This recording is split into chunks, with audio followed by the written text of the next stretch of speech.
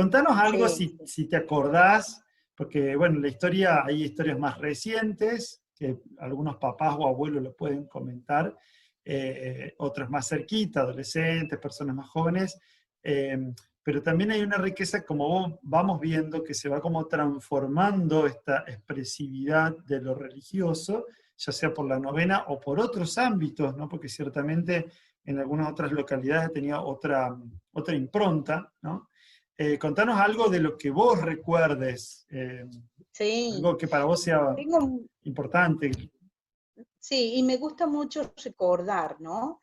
Yo he tenido, hay dos particularidades que me han acercado a la iglesia en sí, al templo especialmente. Sí. He vivido en el barrio San Ignacio, a Ujú. 3 cuadras del templo, y tenía una tía abuela, que era la señora que le hacía las tareas domésticas al padre Patiño. Una tía a la que nosotros también visitábamos, cuya hija después, bueno, se convirtió en monja, ¿no? Ajá, sí, Eh, sí, tomo los votos, sí. Mi tía Carmen Carrizo, Ujú. bueno, trabajaba allí y vivía en una parte de la casa donde era la casa parroquial. Entonces eso también nos acercó mucho al padre Patiño, pero especialmente porque mi mamá ha sido una mujer muy, muy religiosa, ¿no? Con una práctica religiosa que nos transmitió muchísimo. Entonces nosotros íbamos todos los domingos a la misa. La doctrina la hicimos en parte como doctrina, que era los domingos después de la misa, Mirá vos. que además de aprender otros rezos, aprender sobre la religión, sobre el catecismo, también aprendíamos los cánticos y mucho juego, ¿no? Se vivenciaba mucho juego. Pero esta particularidad de asistir a las novenas, no sé por qué uno recuerda esos fríos tan intensos y es infaltable las 9 noches en la novena. Y así como nosotros, varios de nosotros, que somos una familia grande, mucha gente, mucha gente que no era, el frío no era excusa, inclusive en un tiempo en que no había muchos vehículos, ¿no? Y que uno podía llegar a la iglesia y ya veía algún sulky cerca, algunas jardineras, y era la señal de gente del campo que venía a las Claro. novenas. Eh, y las señoras que ayudaban en la iglesia, ¿no? Eh, Siempre recuerdo a varias personas. El otro día justo escribí algo sobre eso. Nosotros quería siempre sentarnos un poquito más lejos de algunas mujeres porque no podíamos hacer un movimiento y allí nomás era el buscar el orden, la disciplina. O nos tocaban el hombro y nos hacían seña de que nos calláramos si en algo nos distraíamos, o a veces nos querían hacer las cosas que hoy uno las ve común, pero se resistía, como pasar con el platito, en aquel tiempo el platito de la limosna, por ejemplo, pero lo que más me ha quedado a mí es las 9 noches de la novena, ¿no? El asistir, el encontrarse con la gente y cómo a medida que se acercaba el 31, que ocurre hoy también, ¿no? Sino que quizá en un número más reducido porque ya se reza otra misa más temprano, entonces a la noche, por allí la gente prefiere a la tarde, no a la noche, pero se aumentaba el número de la gente a medida que llegaba el 31. Era como que las 2 últimas noches de la novena había que ir temprano si queríamos tener un lugar, y los niños siempre teníamos que estar cediendo los lugares, así que era prácticamente imposible quedarse sentados. Eran los pasillos llenos de gente, de pie. En otro tiempo se empezaron a dejar las sillas ahí para que la gente también, si quisiera tomar sillas, esto ya en una época más reciente, ¿no? Sillas de Claro. plástico. Pero cuando yo era chica, la gente quedaba parada. Y esa costumbre de quedarse parados allá atrás se llenaba atrás, en el ingreso al templo y en los costados. y se trataba de hacer, adelantar a la gente, ¿no? Pero disfrutar de lo que era una solemnidad, una celebración muy linda. Esos relatos y el trabajo de la gente en lo que se llamaba el bazar después de las novenas. Contanos Era un algo, colorido muy lindo. perdón, ¿no? Contanos algo del bazar que vos te acuerdas, porque para los chicos, o sea, hay gente mayor que recuerda el bazar, para quien estaba en las fiestas de capilla todavía queda el bazar, creo que es uno de los pocos que queda en la zona, pero antes era impensable que no hubiera bazar, ¿no? Pero, o sea, uno piensa en bazar ahora y es otra cosa, el bazar donde compramos, qué sé yo, las cacerolas, los tenedores, Claro, ¿no? En cambio, contanos un poco para que también los chicos, los jóvenes que no han vivido la experiencia del bazar, claro. bueno, un Eh, poco estamos en Cuando contacto. nosotros, cuando yo digo nosotros, me refiero a yo y mis hermanos, éramos chicos, el bazar era algo que nos llenaba los ojos, ¿no? Después de la misa.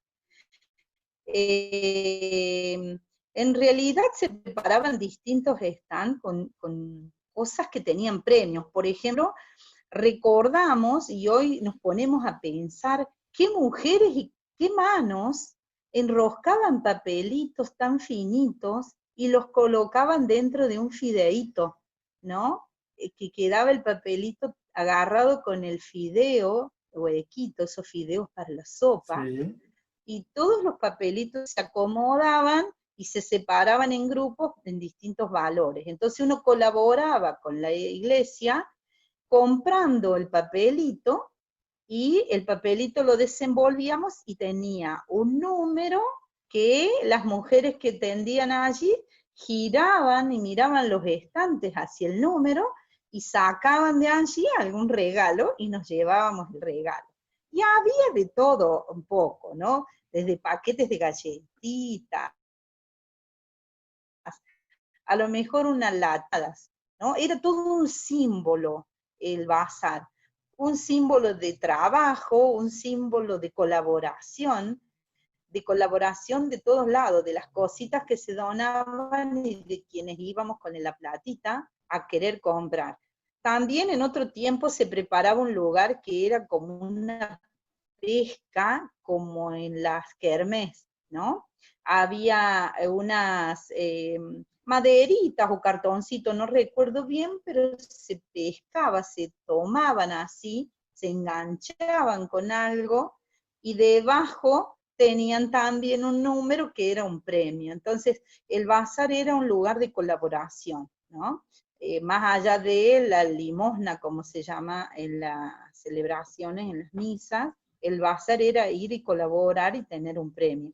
Después se fueron sumando a los bazares otras cosas como las ferias de plato, y eso de las ferias de plato no solo en los bazares, también se solía hacer en las misas, en los domingos en la misa se acostumbraban mucho a las ferias de plato, no siempre las hacía la parroquia, a veces las hacía alguna escuela, alguna institución. Claro. Ujú. Entonces, se aprovechaba, era una manera muy linda de comprar algo de comida para la casa y colaborar. Yo recuerdo, había gente, amigos, nosotros porque sé que la costumbre era ir a la misa también, pero muchos niños siempre ansiosos por ir al bazar después de la misa, ¿no? De que se abrieran y uno ya miraba el movimiento de las mujeres cuando Que ya se iba iban terminando antes. la misa, ya veía a las mujeres que se iban antes y sabíamos que ellas iban a ir a abrir la puerta del bazar que se hacía allí donde hoy es el saloncito parroquial, ¿no? Claro, sí, Muy sí. lindo. Seguramente sobre eso en particular mucha gente debe tener muchas más anécdotas, sobre todo Sí. quienes lo han trabajado desde adentro al bazar siempre, ¿no? Pero También es algo muy lindo. eh, el contexto, Mirta, también donde un mundo menos comercializado, con menos acceso a cosas, desde golosinas, galletitas producidas, juguetes, y bueno, digamos, realmente era era toda una alegría poder conseguir algo de eso, porque no era en grandes cantidades como uno ahora lo ve, en un mundo muy marcado por el consumismo, donde cualquier chico en general o le cuesta más apreciar tal vez un paquete de caramelo, o más allá de lo que tiene en particular esto de la sorpresa, ¿no? Que es muy específico de la niñez, ¿no? Que eso es Sí, interesante cuidar, ¿no? Eh, sí. Así Y que bueno, justamente cuando usted dice sorpresa, recuerdo que en otros tiempos se envolvía todo aquello que era como premio y hasta que uno no rompiera ese papelito no sabía tampoco de qué se trataba. sí, sí, Y por ejemplo, me acuerdo que a veces uno se ganaba un paquete de velas. Y aunque no lo crean, era tan útil porque era la iluminación de la casa. en Para muchos los que no casos, teníamos claro. claro, para los que no teníamos luz eléctrica, poder haber ganado un paquete de velas allí era tan lindo y tan útil también como el deseo de ganarse un paquete de galletitas que nunca nos iban a comprar. Entonces, era todo una expectativa hermosa esa. Está bien. Igual lo de la feria de plato, digamos, uno hoy que hay roticería, gente que hace comidas hechas, antes era algo muy, o sea, raro, raro hay que decir, ¿no? Mucho más preparado para llevar, algo por el estilo, como vos comentabas hace un rato, eh, que uno puede haber encontrado lugares para comer, comedores, con el tiempo, ¿no? Hostales, hoteles, ¿sí? Pero no roticerías. Por tanto, digamos, esto de la feria de platos era algo en realidad novedoso, porque cada uno en realidad se hacía la comida en casa, ¿no? Con el tiempo después esto fue Sí, cambiando las costumbres. Y era toda una exactamente. fiesta, porque algo me han comentado también en otras partes ya, nos vamos a nombrar algunos acá que son históricos los comentarios, tanto de acá como de Capilla del Carmen, pero sí había alguna gente particular que estaba esperando, qué sé yo, no sé, la tabla de fiambre o de chorizo de fulano de tal. Y ya lo encargaban Sí, antes de entrar porque o la antes de pavita de no entrar. sé quién, o la ensalada rusa de no sé cuánto, ¿no? Porque O eran ya famosas. arrepentirse. Sí, o arrepentirse de no haber encargado un plato antes de entrar a misa, porque cuando ya salió de la misa ya ese plato Ya no estaba estaban. comprado, ya no Sí. estaba. Sí, sí, muy, muy lindas épocas.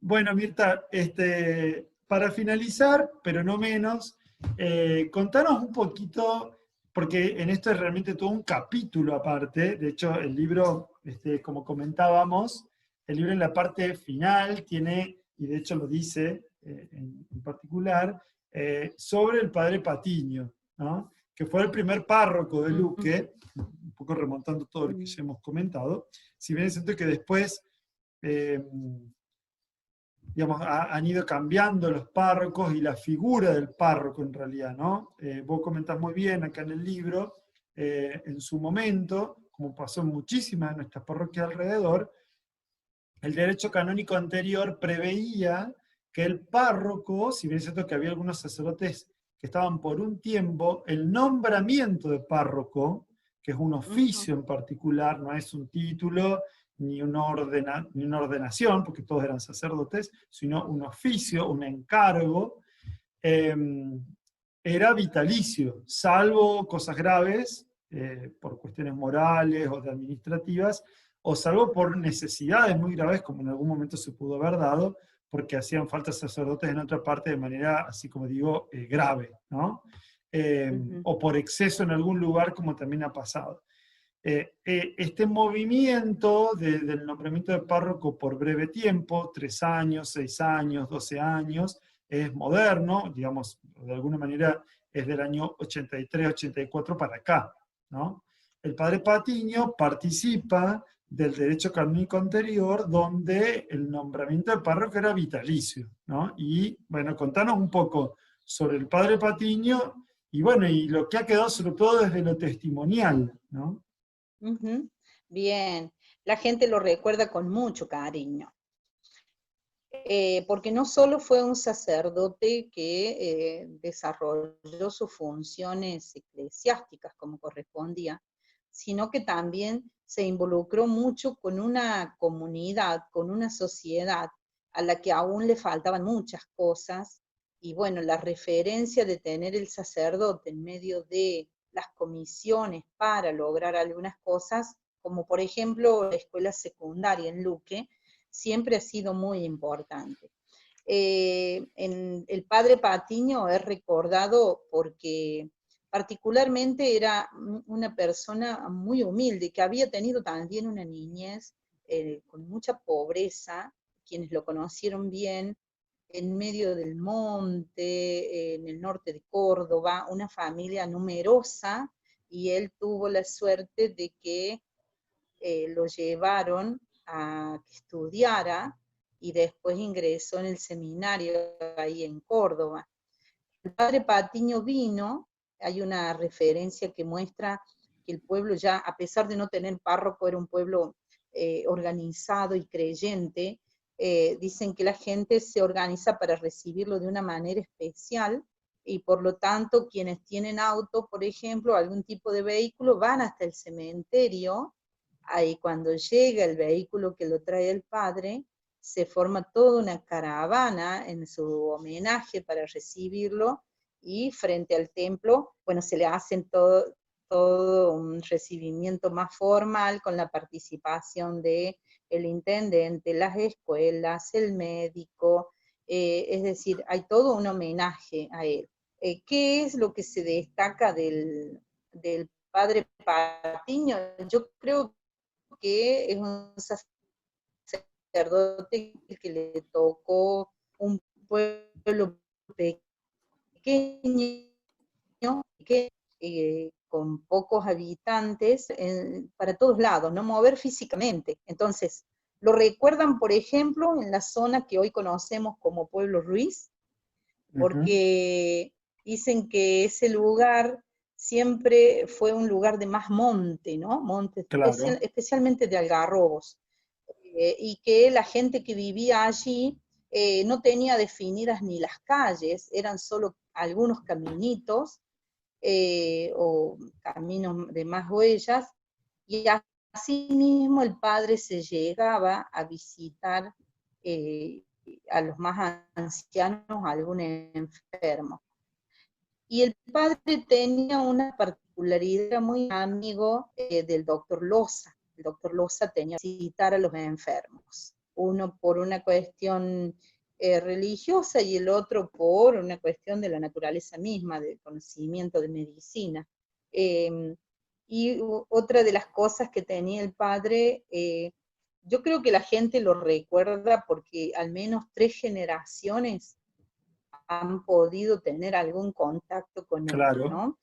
El padre, Hubo perdón, gente ¿no? que pudo El padre Patiño pasar estuvo 35 años de párroco, así que hay que calcular desde ahí, 1948 hasta prácticamente que murió en 1983, sí. claro. Eh, entonces eso significó una presencia en gente que fue bautizada por él, después hicieron la comunión con él, se casaron y bendijo el matrimonio, les bautizó los hijos y así. Entonces, es una raíz muy fuerte la presencia del padre Patiño para mucha gente. Y por otro lado, una época donde era más simplificado el tema de, bueno, las cosas, la burocracia. Hoy no sé si incluir la burocracia, pero sí, creo que eran tiempos donde era más simple, por ejemplo, para la gente, o lo vea así, porque el padre los conocía, era simple pedirle bautíceme y él no tenía problemas, según la gente, bueno, en hacerlo en el momento, en cualquier momento, o por ejemplo ir a visitar a un enfermo.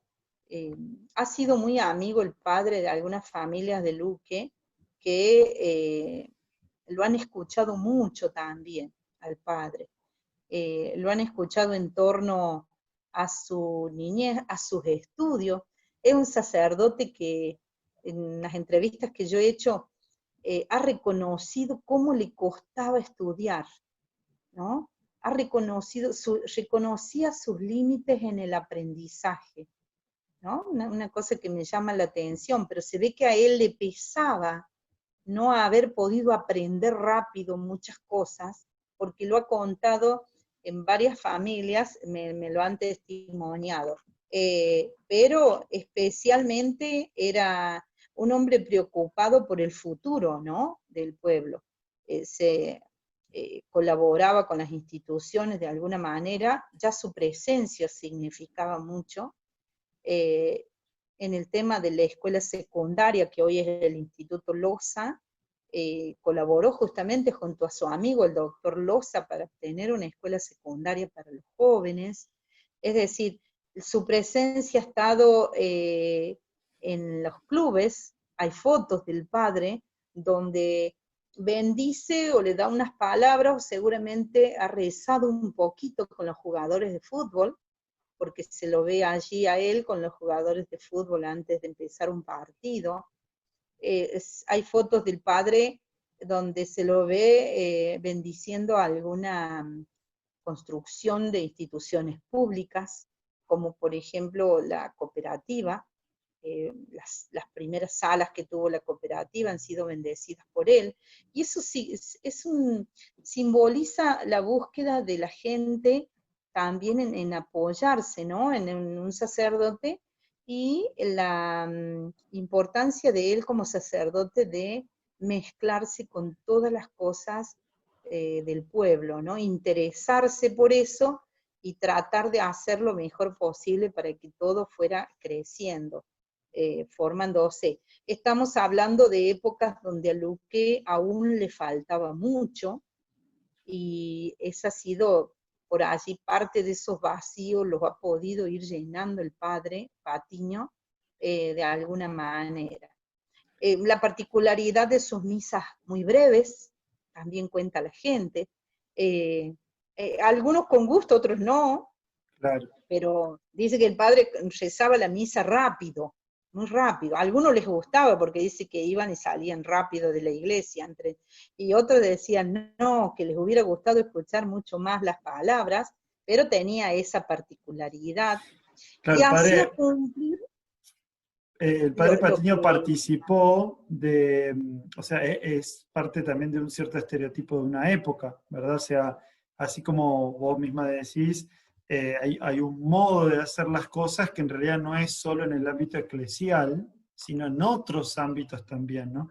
Aunque hay que decir ciertamente que en esto el padre Patiño tomó distancia, de hecho hay otros sacerdotes de nuestra zona que también, respecto de un cierto acartonamiento, vamos a decir, ¿no? Uno tiene algunas anécdotas ahí de boca a boca, pero también esto que vos relatás, Sí, porque sí, pareciera ser en algún momento que lo acartonado, lo estereotipado, ¿no? Si bien es cierto que cuida la forma en algún momento, también en algún otro momento se llevó a un extremo un poco demasiado exagerado, ¿no?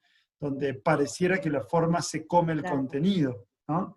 En esto el padre Patiño ha sabido tener una gran claro, elasticidad, y personalmente yo tengo que decir con agrado, cuando vine acá a Luque con el tiempo, me fui dando cuenta que, digo, con mucho agrado, mucha alegría también, Luque ha ido reconociendo a a sus propios constructores sociales, ¿no? Porque de hecho, mm, calles, instituciones y demás han tenido, o sea, tienen, mejor dicho, el nombre de las personas que particularmente en esta época fueron como cocinando el tejido social, ¿no? Es muy interesante esto. sí, Eh, sí, sí.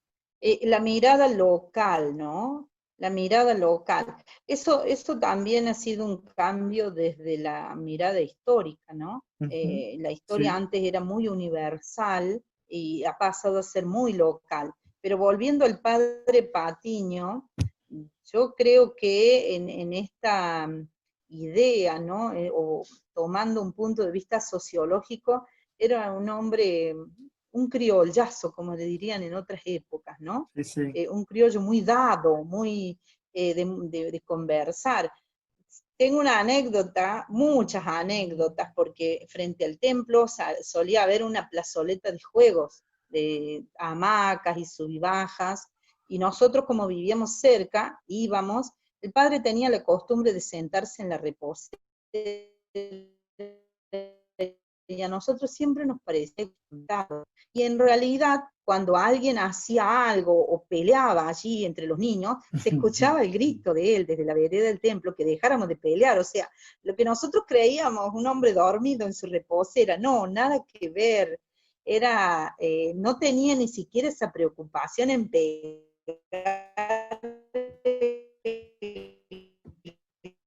grito desde allá que dejar confiar en la gente, ¿no? Tanto desde el que tocaba la campana, bueno, concederle a la gente ciertos permisos de todo lo que hoy también se confía, ¿no? Adornar, llevar a lavar los manteles, es decir, había muchas de estas cuestiones que el padre nunca tuvo reparo también en confiar, especialmente en vecinos de allí, cercanos al templo. Está bien. Inclusive la gente recuerda mucho que le gustaba el puchero, ¿no? Le gustaba mucho, por ejemplo, el puchero. Entonces ya sabían que las familias decían, ¿no? Y si hacemos puchero, que era a veces los lunes, era invitarlo al padre en algunos Los lugares, lunes. porque le gustaba muchísimo. Está bien. Bueno, Mirta, la verdad que ha sido una riqueza muy grande poder compartir con vos. Seguramente cuando uno hila más fino, uno se encuentra con, no solo con anécdotas, sino con este testimonio no escrito propiamente, intangible, que hace que la historia tome vida, ¿no? Nosotros hoy lo miramos hacia la lejanía, personas, espacios, relatos, el entramado social que va generando logros y desaciertos, porque la historia tiene eso, ¿no? O sea, uno, claro, Sí, lo mira a la distancia y señala con el dedo, pero no nos damos cuenta que ahí en el medio había gente viviendo la historia como nos pasa ahora, ¿no? De acá a unos cuantos años, capaz que también mirando para atrás uno podría decir sobre decisiones o modos que estaban desacertados o al contrario, ¿no? Qué acertado que fue esto, que nos ayudó a encaminarnos hacia modos más humanos, más planificantes, más brillantes, digamos, ¿no? de lo que somos, ¿no? Así que, bueno, te agradecemos de corazón este espacio que hemos podido tener. Ojalá que nos ayude a todos a crecer, poder mirar no solo la historia como una cuestión relatada muerta, ¿no? Sino la experiencia así, ¿no? De encontrarnos con el relato de lo que está vivo entre nosotros. sí, y vernos como protagonistas de la historia. Hay muchísimas cosas para contar en estos diálogos que uno tiene con las personas, pero bueno, de a poco se pueden ir poniendo en valor, ¿no?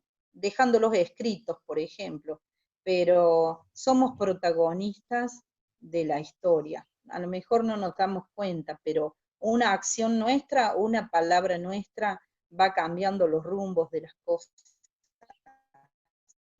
que se quieren, no se quieren. Bien. Bueno, entonces nos encomendamos a San Ignacio, patrono de acá de nuestra parroquia, a la Virgen del Carmen, ¿no? Que ha tenido también tanta influencia en la vida parroquial, en la devoción, en la vida del Padre Patiño también, de hecho, ¿no? Lo sabemos por los testimonios orales y personales. Y bueno, y también nosotros nos encomendemos a ella. Y bueno, te invito a poder entonces también de alguna manera ser agradecidos por esta historia que nos ha dado hoy lo que es Luque, lo que es tu familia, tu propia persona, porque uno, ¿no? Y también a mí de alguna manera, ¿no? Porque uno se para sobre esta historia para seguir escribiendo con delicadeza, con cuidado, casi pidiendo perdón y permiso, escuchando todo esto, ¿no? Porque hay tanta vida detrás, ¿no? De nuestras historias sociales, de pueblos, familiares, que uno las mira con un amor que de alguna manera queremos así, ¿no? Cuidar, custodiar y ayudar a seguir creciendo. Sí, muy bien. Muchas gracias, Padre, por darme la oportunidad. Al contrario. Bueno, y les invitamos después a acercarse al libro, ¿no? Como decimos al principio, que tiene, de hecho, escrito parte de lo que hemos compartido ya de una manera más tangible, más fácil de repasarla, ¿no? y poder de alguna manera ahí también, ¿no? Poder sacar nuevas dudas, nuevos planteos, que podemos hacer también en nuestras familias, a las personas mayores que todavía están entre nosotros y que son un tesoro vivo ahí donde uno lo puede abrir y encontrarse con la vida de la propia historia familiar. Exactamente. Bueno, Bien, fue un gusto. muchas gracias. Nos vemos.